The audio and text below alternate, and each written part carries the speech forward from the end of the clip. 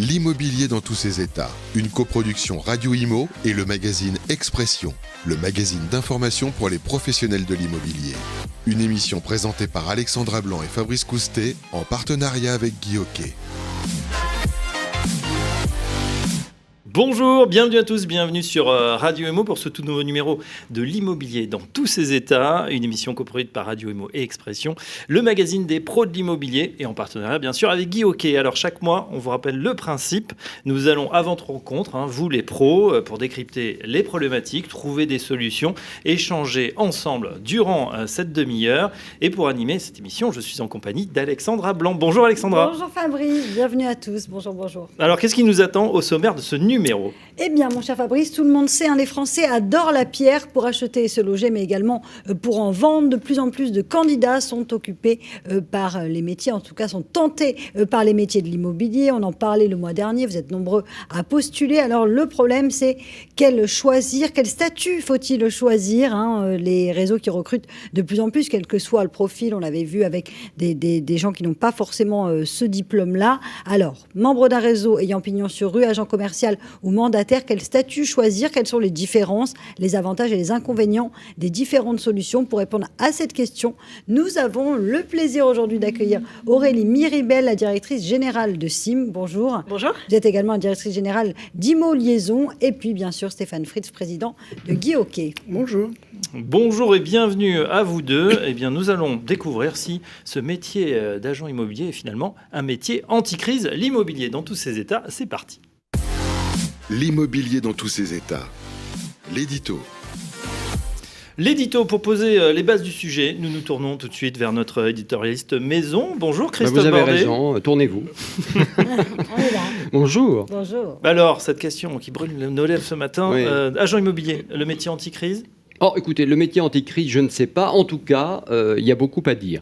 L'autre jour, d'ailleurs, un ami agent immobilier me demande si je n'avais pas envie de le rejoindre dans l'aventure. Voilà une belle proposition. Mais je lui dis, oh là là là là là, quand je vois les dossiers même qu'il faut monter, le nouveau DPE, les connaissances juridiques, franchement, ça me donne le tournis. Il me répond, oui, mais bon, allez, pour 10 000 € par mois, quand même. Il faut réfléchir. Alors c'est vrai que, vu la situation, la crise, le nombre de demandeurs d'emploi qui explose, etc., il faut sans doute se poser la bonne question. Voyons voir, 10 000 € par mois, c'est pas mal quand même. C'est vrai que ça fait réfléchir. Bon. Après, la vraie question, à mon avis, c'est est-ce un métier à la portée de toutes et tous ? Je dis ça parce que vu le nombre de pubs que l'on reçoit sur les réseaux sociaux, par exemple, pour devenir mandataire. Oups, j'ai dit mandataire. Alors, je ne sais pas si nos invités vont apprécier, parce que quand même les agents immobiliers et mandataires, c'est un peu la guerre, on va y revenir. Bref, devenir mandataire en 2 temps, 3 mouvements avec une formation en 48 heures, oui, de laquelle on repart avec le kit pour tout savoir sur la marque que l'on représente, on se dit trop bien, fastoche de rentrer dans le métier. En réalité, c'est pas si simple. Combien se sont cassés les dents ? Combien se sont retrouvés bien seuls avec leur kit ? Combien ont compris un peu tard que la première vente n'aboutirait qu'au bout de plusieurs mois et qu'en attendant, ils allaient devoir se contenter de patates cuites à l'eau ou bien de pâtes de marque distributeur. Bon, après, il y a les mandataires, je le disais, et les agents salariés. Ce n'est pas la même chose. Et d'ailleurs, souvent, tout ce petit monde se regarde un peu en chien de faïence. Des guéguerres, il y en a déjà eu. Ce qu'il faut constater aussi, c'est que le nombre d'agents commerciaux est stable depuis plusieurs années, aux alentours de 50 000 dans toute la France. Il n'y a pas une ruée vers le métier a priori, et pourtant, si l'on en croit toujours mon ami agent, ce métier, c'est la ruée vers l'or. Ces considérations passées, on peut dire qu'il y a de l'avenir quand même, dans le sens où les Français aiment la pierre, investissent, même en temps de crise. On l'a vu en 2020, que plus de 70% des transactions se font via les professionnels du secteur, que 55% des Français déclarent leur faire confiance. Ça monte doucement mais sûrement, même si beaucoup estiment que leurs biens coûteraient moins cher à l'achat si les agents ne se servaient pas autant au passage. D'ailleurs, selon un sondage, encore 88% des Français interrogés souhaitent une diminution des honoraires. Quand on voit le travail que ça représente, franchement, comme je l'évoquais au début de cet édito, je ne suis quand même pas certain que beaucoup de vendeurs ou d'acheteurs aient envie de perdre du temps sur les différents diagnostics, points juridiques, etc., qui constituent les dossiers. Alors oui, agent immobilier, vous avez l'avenir devant vous. Merci Christophe. L'immobilier dans tous ses états. Le grand débat. Après cet édito illustré et incarné, merci Christophe encore une fois, eh bien voilà, on ouvre le débat, chers amis, sur ce métier. Effectivement, on le soulignait, on l'entendait, c'est vrai qu'on voit de plus en plus de publicité pour devenir agent immobilier dans tous les réseaux. On a fait notre émission le mois dernier sur ce sujet, sur qu'est-ce qu'il fallait pour être un bon agent immobilier. Mais la question du jour, c'est effectivement, quand on s'y penche, on se dit, tiens, qu'est-ce qu'il faut exactement, quel budget aussi, quel statut choisir. On est en compagnie de Stéphane Fritz, qu'on ne présente plus, le président de Guy Hockey, mais également d'Aurélie Miribel. Alors Aurélie, on est ravis de vous avoir. Ravi également. Vous êtes la patronne de Sim Immobilier et Immo Liaison, et la particularité, c'est que vous êtes un peu sur les deux tableaux, c'est-à-dire à la tête d'un réseau d'agents, mais également de mandataires. Expliquez-nous. Oui, tout à fait. Alors pour présenter notre groupe, Sim, c'est un réseau national d'agences immobilières qui a été créé en 1979 donc par mon père, Jean-Claude Miribel. En 2016, nous avons acheté Immo Liaison, qui est un réseau de mandataires indépendants, ce qui nous a permis de proposer ces deux façons d'exercer le métier. Aujourd'hui, le groupe Sim et Immo Liaison compte 250 points de vente et environ 700 collaborateurs répartis sur toute la France. Merci Aurélie. En tout cas, elle a ses fiches. Aurélie, elle a bossé le sujet. Elle n'oublie rien. Alors justement, quelle est la différence? Première question. C'était la question que j'allais poser. Alors la différence essentielle, c'est la condition d'accès aux différents statuts. Donc pour ouvrir une agence immobilière, il faut pouvoir être titulaire de la carte nécessaire à ouvrir cette agence. Et donc pour cela, il faut un diplôme d'État de niveau Bac+3 dans un domaine juridique, économique ou commercial, ou un Bac+2 via un BTS profession immobilière. Si on n'a pas ces diplômes, il est possible de prétendre à la carte en ayant été salarié d'un titulaire de cette carte professionnelle pendant 10 ans, ou 4 ans si on a un statut cadre, ou encore pendant 3 ans si la personne est titulaire du baccalauréat. Donc pour résumer, si on a fait des études à partir de Bac+2, Bac+3, on peut avoir cette carte directement. Oui. Sinon, on peut quand même commencer le métier. Via une expérience, en tout cas, en tant que salarié d'un titulaire de cette carte professionnelle, on peut prétendre directement à l'obtention de la carte. L'expérience ne compte que si on a un statut de salarié et non pas d'agent commercial. Dernière option possible pour pouvoir prétendre à la carte, c'est de passer une VAE, donc une validation des acquis de l'expérience. Prérequis pour obtenir cette VAE, c'est d'avoir 3 ans d'expérience dans le domaine du diplôme qu'on sollicite. Pour devenir agent commercial, par contre, il n'y a aucun prérequis en termes de diplôme ou même d'expérience. Qu'est-ce qui est le plus intéressant alors finalement ? Le plus intéressant pour accéder, la question initiale, c'était donc comment accéder à ces professions. Le plus intéressant, ça va dépendre de la personnalité en fait, de la personne qui souhaite démarrer. Donc voilà. Moi, j'avais une petite question quand même, parce qu'on parlait tout à l'heure dans l'édito de cette comparaison et de ces guéguerres qui ont existé entre mandataires et agents commerciaux. Aujourd'hui, on voit toutes ces publicités apparaître sur les réseaux sociaux, par exemple sur Facebook, ça arrive très souvent, et on voit qu'on peut devenir effectivement mandataire très rapidement, en quelques heures, quelques clics, quelques jours. Là, ces gens-là n'ont pas la carte alors professionnelle. C'est pas la carte c'est pas la même carte professionnelle en fait. C'est la carte qu'on appelle la carte article 9, la même carte que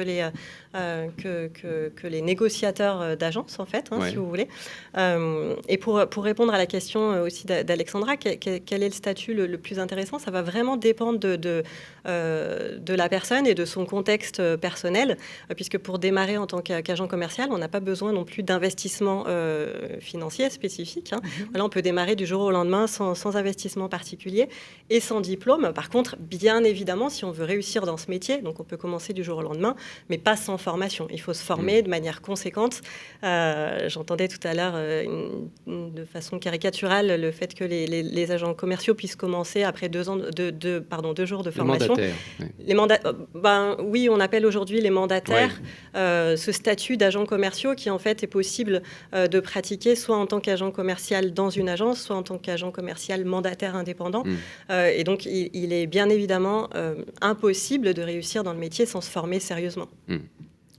Stéphane, comment ça se passe chez Guy Hockey, puisque on peut aussi, on explique, on peut avoir très bien le détenteur d'une carte T, par exemple le patron de l'agence, qui lui-même va embaucher des gens qui n'ont pas forcément d'expérience. Donc on se retrouve un peu dans cette situation, sauf qu'on est sous une enseigne, sous une marque.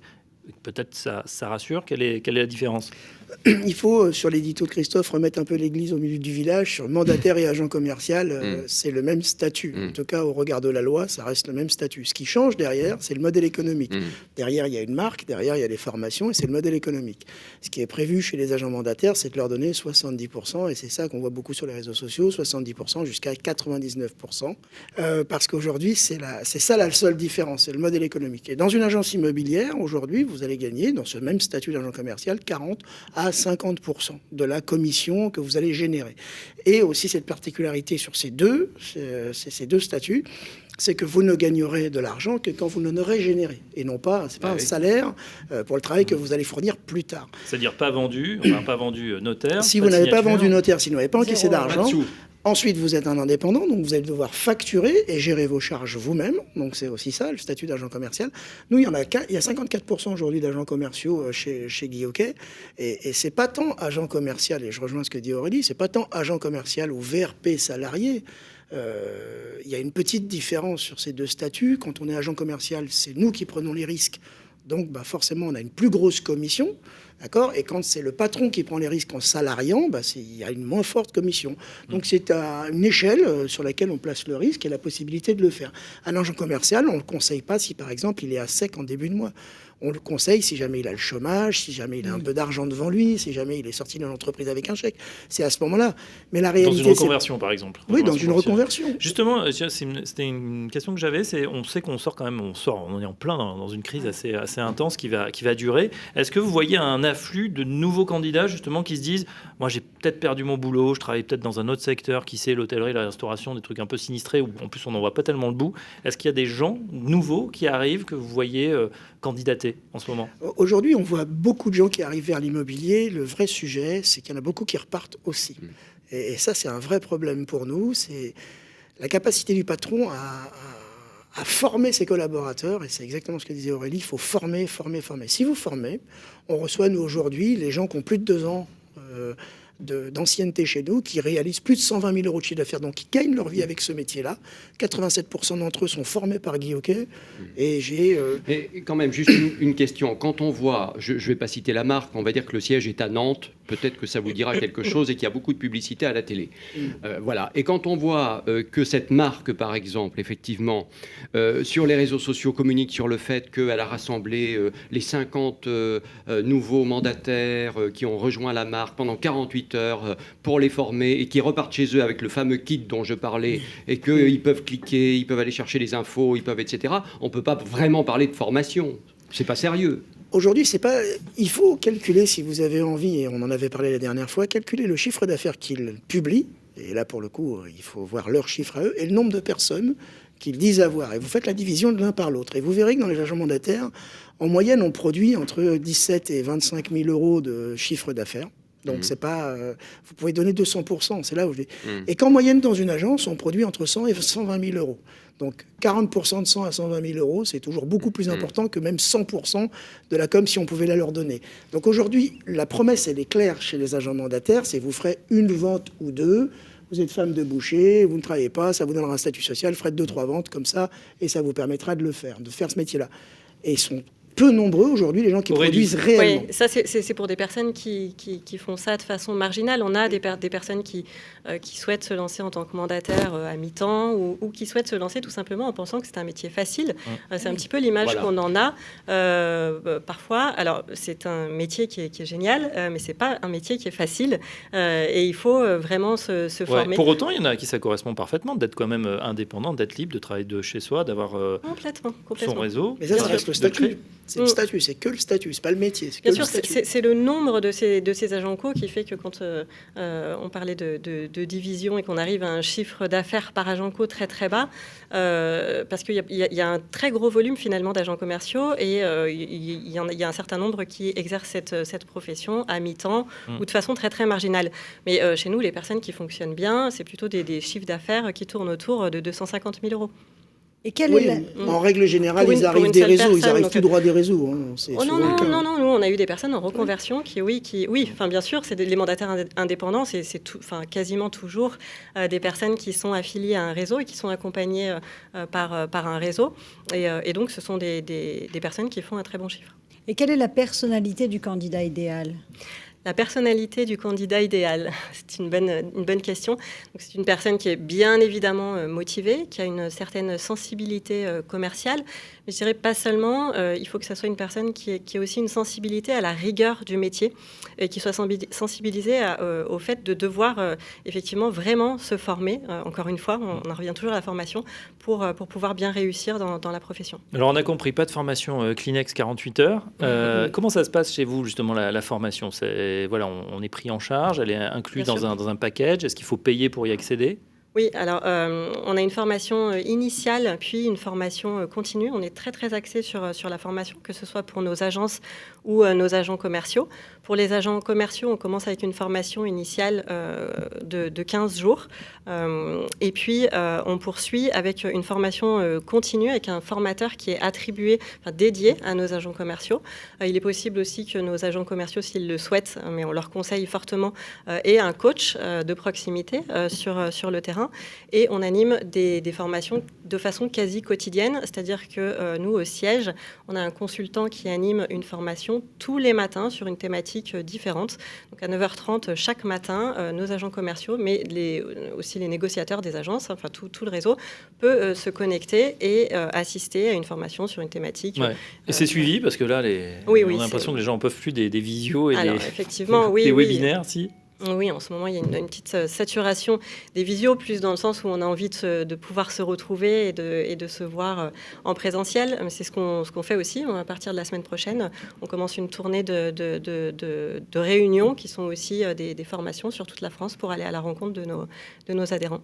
Alors voilà un modèle. On l'a compris, le rêve secret de Christophe, c'est bien sûr de plonger dans ce beau métier. Et de gagner 10 000 euros par mois, c'est surtout ça. Voilà. Est-ce que ça fait 10 000 euros par mois? 10 000 euros. Non, mais c'est ce qu'on peut faire miroiter. Chose, 10 000 euros. Non, mais est-ce qu'on gagne, Stéphane, est-ce qu'on gagne vraiment 10 000 euros par mois en région parisienne? Si on commence, si moi je me lance avec vous demain chez Guy Hockey, mais vous, combien c'est je vais tout de suite, gagner? vous. Oui, évidemment. 20 000, 30 000. On connaît aujourd'hui des gens qui gagnent 10 000 euros par mois. C'est pas le sujet, c'est vous, aujourd'hui, vous allez gagner ce que vous générez, ce qui n'est pas le cas dans d'autres métiers où c'est plafonné. Oui, bien sûr. Aujourd'hui, dans l'immobilier, plus vous allez générer, plus vous allez gagner. C'est en ce sens que c'est un métier assez rémunérateur. Après, c'est un vrai ascenseur social, pour autant, encore une fois, qu'on y mette la formation. Et la formation, c'est à mon sens la clé aujourd'hui de la réussite d'un collaborateur. Il ne faut pas penser qu'on va faire ce métier-là de façon facile. Il faut se former, il faut être un apprenant, il faut être engagé. Et c'est la raison pour laquelle chez Guy Hockey, nous avons intégré dans la redevance tout le service, toute l'offre de formation avec une quarantaine de formations disponibles. Le parcours formation, il va durer combien de temps ? Pour les agents immobiliers, 11 semaines, et sinon au moins 15 jours minimum pour un jeune collaborateur. Alors, et ensuite, à lui de se former régulièrement. Les vrais chiffres, vous estimez, vous avez l'expérience, vous en avez vu passer des dizaines, des centaines. À partir de combien de temps on peut être opérationnel, à l'aise, avec des bonnes connaissances et maîtriser finalement le métier ? Je pense qu'avec 15 jours, vous pouvez commencer à le faire. Par contre, vous allez l'apprendre tout au long de votre vie. Vous allez apprendre en permanence. Oui, je donne la même réponse. Ouais. Au bout de 15 jours, pour moi, on peut commencer à se lancer. On a les bases, mais il faut se former vraiment en continu. On n'a jamais fini d'apprendre. Ouais. Juste une question, est-ce que c'est de plus en plus difficile, ce métier ? Je dis ça par rapport à ce que je disais dans l'édito, c'est-à-dire qu'on voit bien qu'au niveau des dossiers juridiques, le nouveau DPE là, qui arrive, etc., enfin, il y a toujours des choses à rajouter. Oui. Donc, est-ce que c'est de plus en plus difficile pour l'agent, justement ? C'est de plus en plus réglementé, effectivement. D'où l'intérêt de s'affilier à un réseau de franchise qui du coup, va faire le travail. Être adossé pour vraiment bien sûr, avoir cette pour pouvoir force. Bénéficier du suivi des méthodes. Est-ce qu'il y a encore, juste une autre question, des agents à l'ancienne qui, à 6 h du matin, partent rencontrer les concierges, par exemple, dans Paris. Tiens, dans ton immeuble, il n'y a pas un appartement là qui va se vendre. Ça se fait encore, ça ? Il y a un vrai travail. C'est la première action et celle qu'il faut faire le plus souvent, ça s'appelle la prospection. Non, mais il y en a plein qui ne le font plus, peut-être. Hein, si, au contraire. C'est le cœur même du métier d'agent immobilier, c'est de trouver des mandats. Mais vu qu'on a l'impression que c'est facile, par exemple, j'étais dans une grande surface et dans une boulangerie dimanche dernier, on avait un jeune homme qui nous a offert une baguette de pain avec justement sa carte en disant voilà, si vous avez un appartement appartements à vendre ou à acheter, n'hésitez pas à me contacter. C'était super. D'ailleurs, on a tous sa carte dans la région, mais c'est surprenant quand même de se dire on doit aller le dimanche matin offrir des baguettes de pain aux clients. Ça veut dire quoi, qu'il y a trop de monde sur le marché, qu'on doit se démarquer de cette manière-là? Pour moi, comme le disait Stéphane à l'instant, ça fait partie d'une des méthodes de prospection. En fait, aller à la rencontre des personnes, aller discuter, échanger, se présenter, se faire connaître et travailler sur son image, sur son secteur. Là, on l'a compris, si on veut être agent immobilier, pas question de rester planqué derrière son ordinateur. Mais je pense que le digital ne peut pas tout faire, peut-être. En ce sens, c'est un métier merveilleux parce que vous avez déjà des tâches totalement différentes, vous rencontrez des gens différents avec des projets différents, des projets, somme toute, assez engagés quand même. Acheter sa maison ou la vendre, c'est pas neutre. Donc, vous rentrez quand même dans le détail des discussions que vous pouvez avoir avec des gens et c'est extrêmement disparate comme métier. Donc, en ce sens, c'est un métier magnifique. On a évoqué, Alexandra, tout à l'heure la franchise pour ceux justement qui ont peut-être un petit peu plus de patrimoine, de moyens et qui veulent s'associer à une belle marque et ouvrir une agence, parce qu'il y en a pour qui ça compte aussi d'avoir un bureau physique avec les biens en vitrine et puis peut-être une équipe à former et à augmenter. Là, quels sont les coûts? Stéphane. Une agence immobilière aujourd'hui, pour l'ouvrir, ce compris l'enseigne, l'accès à la franchise, il faut au moins